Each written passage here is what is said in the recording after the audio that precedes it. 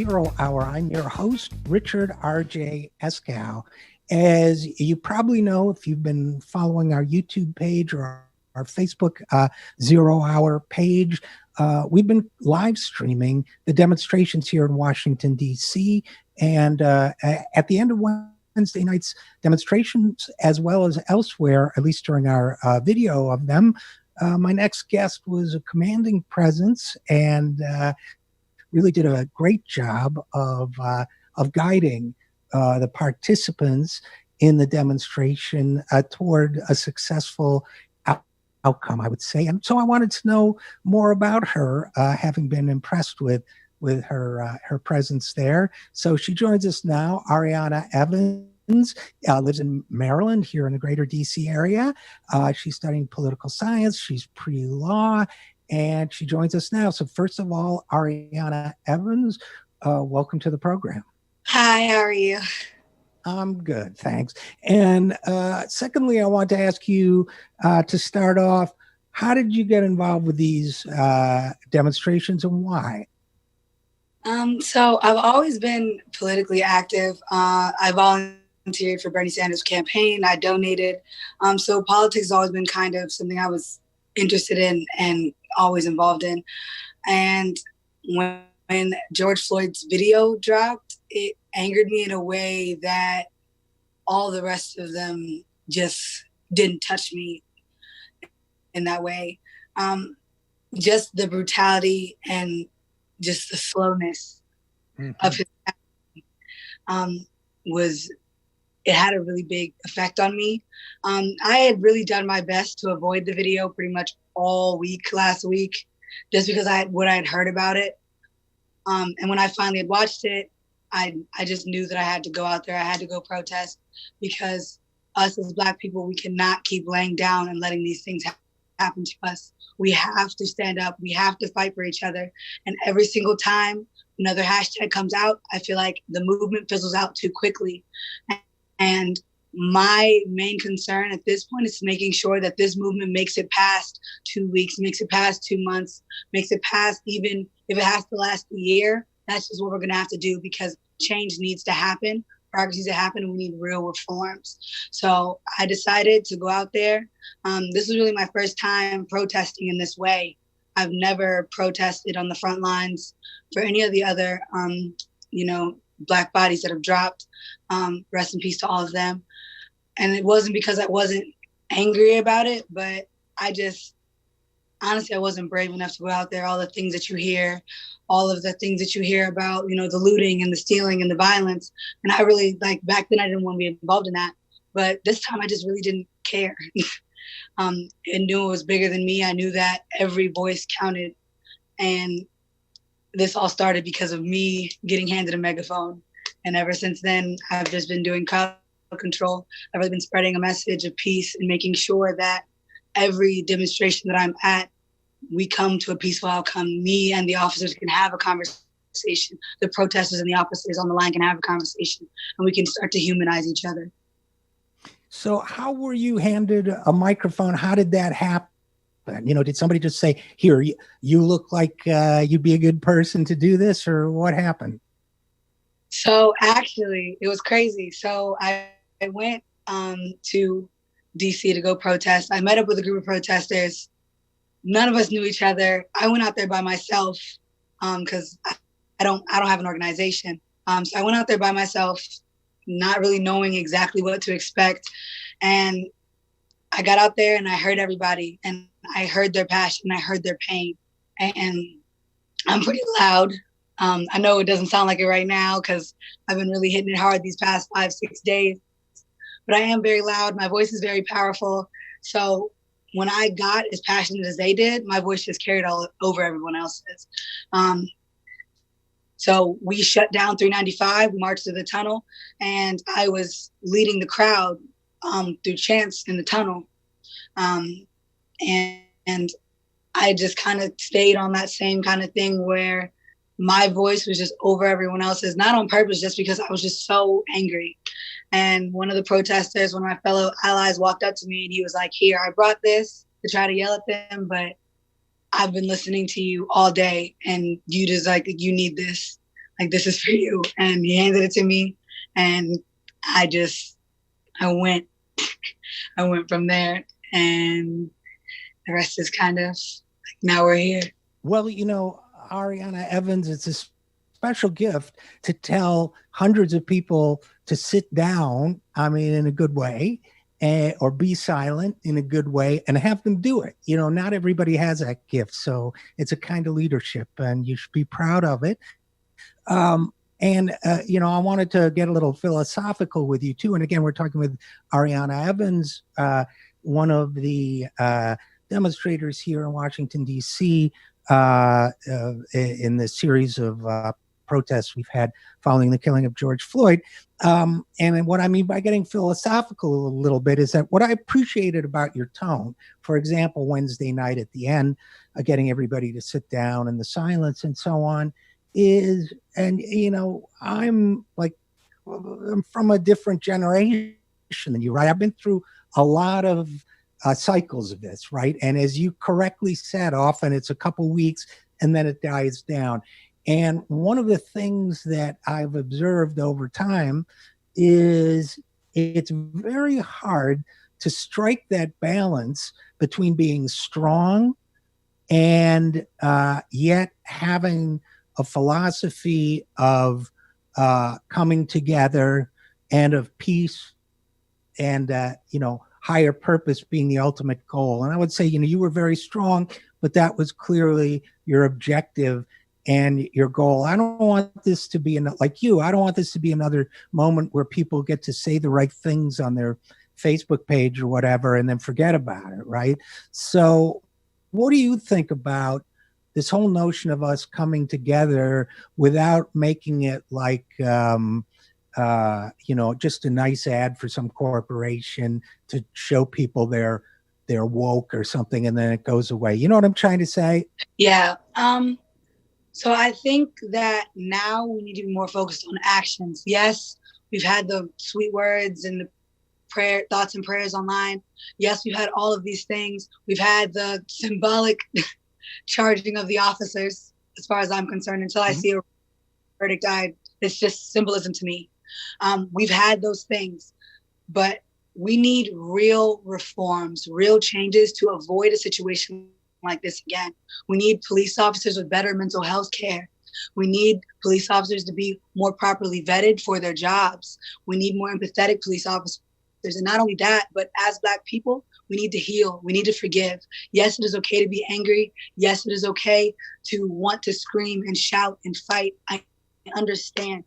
The pain that we have gone through in this country is unimaginable and is unacceptable. As human beings, we should have never been treated the way we were. We went through that and we're still here, and that shows our resilience. But now we need to show our heart. We need to show our empathy, and we need to learn how to forgive.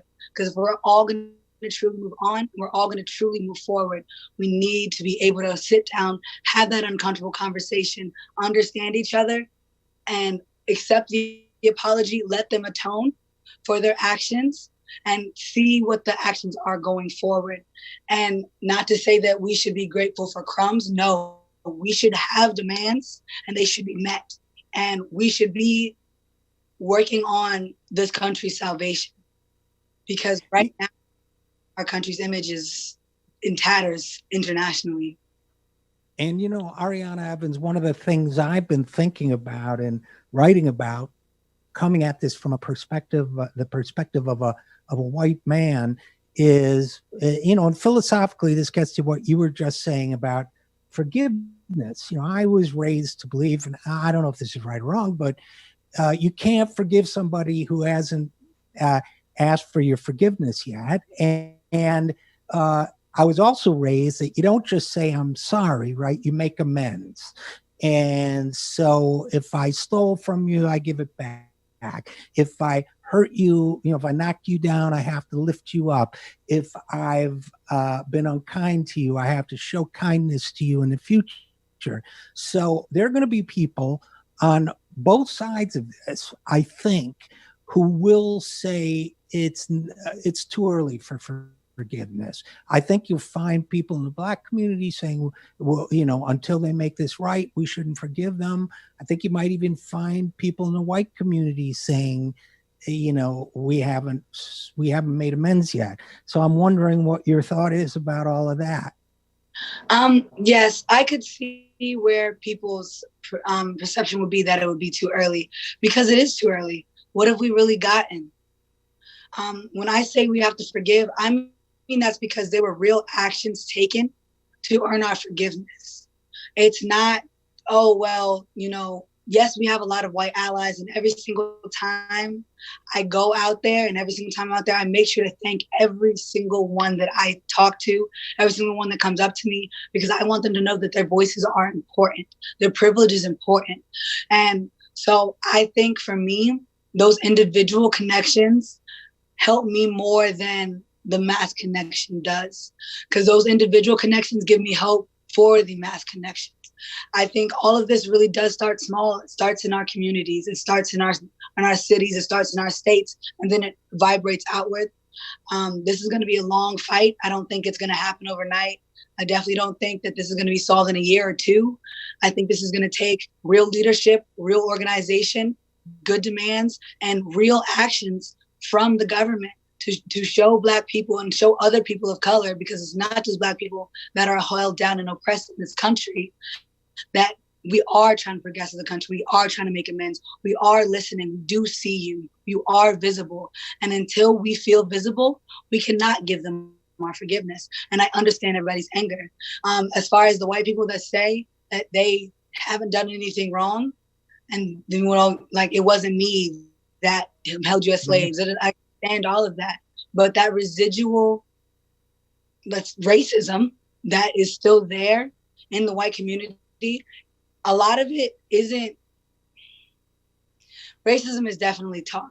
It doesn't have to be taught verbally. It doesn't have to be taught, just blatantly, but those microaggressions that a lot of white people learn throughout their lives and don't really unlearn, and don't realize that those things are offensive. Those things aren't, socially acceptable anymore. We're not in that time when we can all sit down and, again, have that uncomfortable conversation of, okay, so why does this offend you? This offends me because of this. Like having real dialogue back and forth, trying to understand each other and trying to come to a common ground on what these reforms could look like, because this country and this DOJ cannot stay the same. Well, I understand all of that. And I guess one last thing I might want to reflect on with you, Arianna Evans, is this. I always want to look at not just the individual acts of violence, but the structural racism, right? So part of me, and I guess one of the reasons I've been a little ticked off at all the sweet, nice words from big corporations or what have you, is, it's one thing to see a video, and it was a horrible video of a horrible killing of George Floyd's death, and say, well, I'm a corporation or a rich white person who will say Black Lives Matter, but what about the tens of thousands of Black lives lost to inadequate health care, right? Or unequal, what about incarceration? What about criminal justice in all its dimensions and all that kind of thing? So to me, it's also a systemic issue, and one that is invisible to people. So I'm wondering if you agree with that, and you don't have to, but if you do, whether there's a way this movement and that's being formed now or accelerated now could take that into account. Yes. So there has been systemic racism in this country. You have redlining, you have the socioeconomic disparities between white people, Black people, and honestly, most people of color. We have all these things. We definitely have a disparity in healthcare. We definitely have a disparity in financial equity and being able to get those loans, being able to have home ownership where people can own homes, gentrification, all these different things are signs of systemic racism, signs of systemic violence against people of color and Black people especially. we cannot continue to incarcerate people for the rest of their lives for nonviolent crimes. We cannot continue to have people who get out of jail, who serve their time, not be full citizens and not have the right to vote. Their voices still matter. There are so many different ways that this country could change what is going on, that we could change the course of this country, and we can have true equality. There's not even federal legislation to truly make everyone equal. There's no federal legislation for that just yet. Why is that? It's 2020. There should be something. Black women still have to deal with people discriminating against us because of our hair.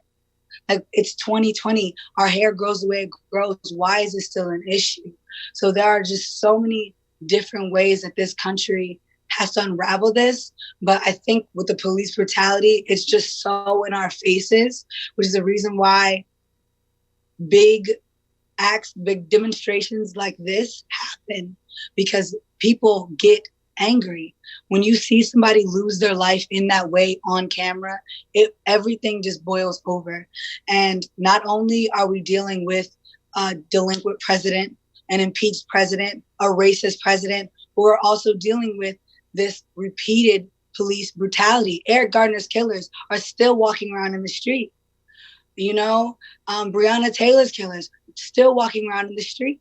Tony McDade's killers still walking around in the street. We don't talk enough about the intersectionality of this. We don't talk enough about how often this really is happening. Yes, we're all focusing on George Floyd, but there are plenty of people that did not get the justice they deserved. Every police officer that has had an unjustified police shooting needs their case re-examined by an independent federal investigation team. It does not need to be local, because these local precincts are working with these local prosecutors, which is the reason why these people are not getting convicted.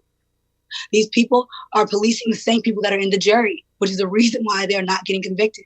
We need to make sure that these people get a trial, a real trial, an unbiased trial at that. And until those things happen, and until those changes are actually made, this is going to keep happening. We need to go ahead and level the playing field in every way, in healthcare, financially, home ownership. We need to level the playing field. And until that happens, we will not stop fighting. Because if it's not going to be George Floyd, Breonna Taylor, Eric Garner, Tamir Rice, if it's not going to be them, it's going to be somebody else. There are so many Black bodies that drop and we don't even know their names, all the ones that aren't on video. So that is what we are fighting for. That is what we're moving forward for. So I'm hoping that, you know, as a country, we can have that uncomfortable conversation soon. I'm thinking that because of our generation, especially, we're getting closer to that point. We're angry. We're ready to go. We're passionate. Our planet is melting, and we know that. We have a sense of urgency. Our generation definitely has a sense of urgency. I just wish they had a sense of urgency when it came to voting. But we're gonna work on that, hopefully. Thanks for your spirit, Arianna Evans. Thanks for showing up day after day. Thanks for your leadership, and thanks for coming on the program. Thank you so much for having me.